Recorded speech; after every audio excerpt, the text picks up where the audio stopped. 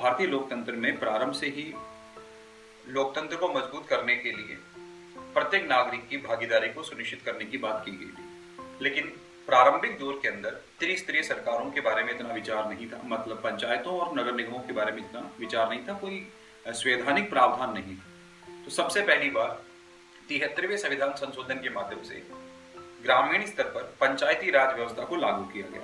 कहने का मतलब कि गांव के लोग भी सरकार में अपनी भूमिका को अदा करें और उनकी समस्याओं का वहां निराकरण हो सके, इसके लिए ग्राम पंचायतों को संवैधानिक दर्जा प्रदान किया गया। तो याद रखना, अगर ग्राम पंचायतों की बात हो तो 73वां संविधान संशोधन है। उसके बाद में नगर निकायों को संवैधानिक दर्जा मिलता है 74वें संविधान संशोधन 1992 के माध्यम से।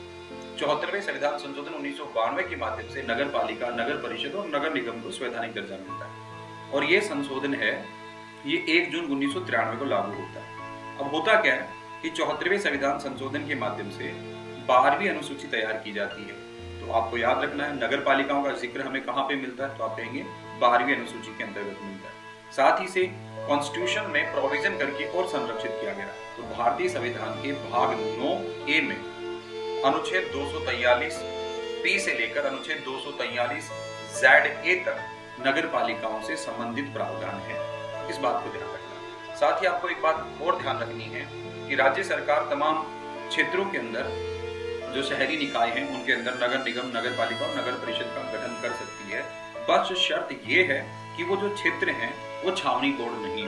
तो सवाल उठता है कि छावनी मंडल या छावनी बोर्ड क्या होता है। तो देखिए, वो तमाम इलाके जहां पर भारत सरकार का या रक्षा मंत्रालय का सीधा नियंत्रण होता है वो छावनी मंडल या छावनी बोर्ड कहलाते हैं। अब बात करते हैं कि राजस्थान में छावनी मंडल कौन सा है, तो याद रखना है नसीराबाद है वो छावनी मंडल है जो अजमेर में पड़ता है। तो याद रखना, नसीराबाद छावनी मंडल अजमेर।